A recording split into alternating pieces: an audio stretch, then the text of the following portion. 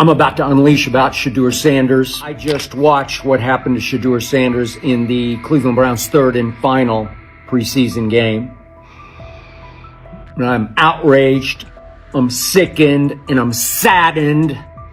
By the way, Shedeur continues to be treated in the National Football League now by those sorry-ass Browns and sorry-ass Kevin Stefanski. The Cleveland Browns are once again mishandling a promising quarterback. Skip Bayless criticized the organization for failing to develop Shedeur Sanders and for misusing his skill set. He argued that the team's decisions are undermining Sanders' progress and turning a major investment into a cautionary example. Bayless pointed to inconsistent usage, questionable play calling, and a lack of clear direction as key issues limiting Sanders. He said the Browns need a defined development plan and stronger support if they expect Sanders to succeed. Skip Bayless delivered a direct, critical assessment this week. After seeing Shedeur Sanders in a Browns uniform, he argued that Cleveland is mishandling the quarterback and undermining his development. Bayless said the team's approach shows poor planning and inadequate support around Sanders. He dismissed excuses about strategy and emphasized the need for better coaching, deployment, and protection. In his view, the Browns are setting themselves up for problems before the season begins unless they establish a clear plan for Sanders. Given the team's recent decisions, his reaction is understandable. Cleveland has a history of inconsistent quarterback development. Shedeur Sanders is a premium prospect, the son of a Hall of Famer, a proven college performer, and a widely recognized figure. The organization should prioritize his reps, protection, and a clear development plan, not place him behind Dillon Gabriel as if he were a secondary option. But I'm going to answer this question by saying Shedeur Sanders, and I'm going to tell you why. I think he's being set up to fail. That's right, I'm going to say it. Okay. Here we are on national television, right? There's been 11 practices, if I remember correctly. He's been starting against he's been playing against the third unit. He's fourth on the depth chart. And then suddenly you throw him into the start line, and he hasn't had any reps for the first team at all. Think about that. So you're just going to throw him to the wolves like that, huh? I mean, you know, if he had first team snaps in practice. Yet here we are. Cleveland has one of the most publicized prospects and is handling him like a depth piece. The broader issue is the franchise's long record of quarterback instability and inconsistent development. That history colors every move they make. When the Browns draft a quarterback, fans don't anticipate a long-term answer. They brace for another reset. Shedeur Sanders should be treated as a priority, not as an afterthought behind Dillon Gabriel. Let's give him a chance. Let's give him a chance with the play calling. You know you have an offensive line that isn't playing that well. So what do? Why not just play the short game so he can get the ball out of his hands very fast to run a competent goddamn offense? Outside of that, Shedeur has to be better in understanding that the offensive line that you're working with right now is not adequate. Why not allow the players that are competing for a job, in this instance, Shedeur Sanders, to finish off the 2-minute drill? When Browns fans see another quarterback selected, they brace for another setback. The franchise's recent history, from Johnny Manziel's failed stint to the rocky handling of Baker Mayfield, reflects inconsistent development and short-term decision-making. Against that backdrop, Skip Bayless's reaction to Shedeur Sanders on Cleveland's roster was blunt. He argued the team is already mishandling a premium prospect by treating him as a secondary option instead of a centerpiece for the future. Bayless's position is straightforward. Sanders is not just a name, he brings proven college production, leadership traits, and significant visibility that can strengthen both the offense and the organization's broader profile. Burying him on the depth chart behind Dillon Gabriel signals a lack of a clear development plan and wastes early momentum. Instead, Bayless contends, Cleveland should establish a defined pathway. First-team practice reps, protection and personnel tailored to his strengths, deliberate play calling that accelerates processing, and measured in-game opportunities that build confidence and execution. In his view, the Browns need alignment from the front office to the coaching staff to prioritize Sanders' growth. Continuing to treat him like a depth piece risks repeating the same cycle that has undermined previous quarterbacks. Committing to a coherent plan gives Sanders and the franchise a realistic chance to convert potential into sustained performance. What it is that they're doing is they're treating Shedeur Sanders like a 5th-round pick. Right? We're not covering every 5th-round pick in the NFL hoping that he gets an opportunity to be the starter on day one. We felt like, oh my goodness, they got a diamond in the rough. Shedeur Sanders fell to the 5th round. They felt like they evaluated him there, and that's where they picked him. And they're playing the guy that they picked in the 3rd round over him because they evaluate him at a higher level than what they do Shedeur Sanders. And I get it. The Cleveland Browns are once again creating problems of their own. Their latest misstep centers on Shedeur Sanders. Ryan Clark and Dan Orlovsky have both noted that Cleveland is repeating the same mistakes. The team spent valuable draft capital and is now undermining that investment. This reflects a persistent issue in the organization's decision-making. It's not just a football decision, it's a pattern of self-inflicted setbacks. Habits and some of the traits that we saw show up in college were very prevalent this past weekend against the Rams. Holding onto the football, catching the snap and not reading the defense, kind of evaluating what the defensive line is doing, and then trying to see if you can go make a play, and that's the concern. Okay, it's 1st and 10. They want a play-action double move at the bottom of the screen. The route doesn't win, and then the protection breaks down a little bit. You're taught as a young quarterback, protection breaks down, find the closest check down. It's right there, it's 1st and 10.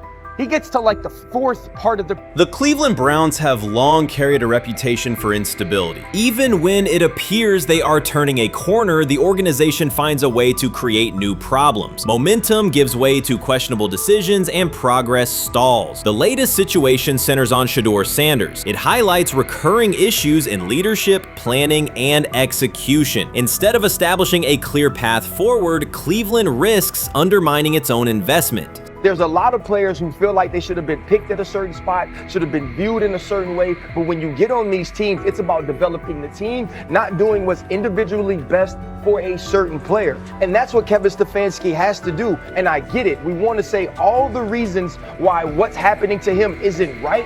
But maybe we aren't right on the way that not only the entire NFL viewed him, but now the Cleveland Browns view him as well. Shedeur Sanders was not brought in to be a placeholder or a scapegoat. He is expected to be the long-term solution, a high-upside quarterback with the tools, poise, and Sanders' pedigree to elevate the roster. The focus should be on developing him and positioning him to lead the team forward. They sabotaged it. They rigged it against him today, putting him in with 3rd and 4th stringers, 5th stringers.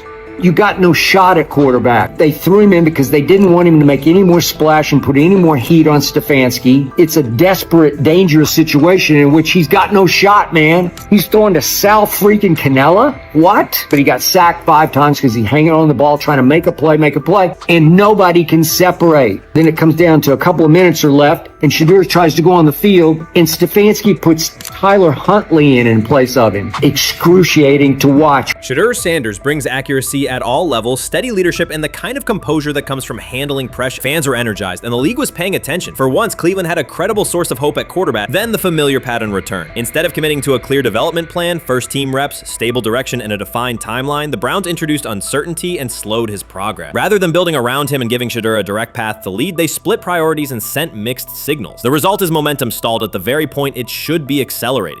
I also can't blame anybody who says, I don't necessarily trust this coaching staff to develop a quarterback or to evaluate the quarterback position. They have made some really oddball decisions at this position over the last several years, and I don't blame anybody for questioning, do these guys actually know what they're doing? I don't think that's unfair at all. The thing that I would say is that they're desperate.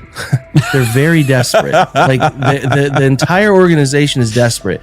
And if you really think they're going back to the coaches' offices and all getting around the table after session. This wasn't about scheme or play design. It was a pattern of mismanaging a young quarterback. From the start, the signs were clear. Shedeur Sanders arrived at camp without priority first-team reps or the confidence-building snaps a rookie need. Instead of a defined development plan, he was asked to to compete from behind, treated like a depth option rather than a long-term starter. The message was earn it later rather than build it now. When game action came, he was put on the field with limited preparation. Protection was inconsistent, and the play calling did little to ease his transition, more a stress test than a structured debut. The approach emphasized survival over progression, creating conditions where mistakes were likely and growth was harder to achieve. Analysts Ryan Clark and Dan Orlovsky highlighted the same points. The issues reflected organizational choices, not a shortfall in Sanders' ability. This was not a rookie collapsing under pressure. It was a franchise failing to provide the support, reps, and clarity required for a first-year quarterback to succeed. Shedeur moves slowly, kind of trying to see what's going on,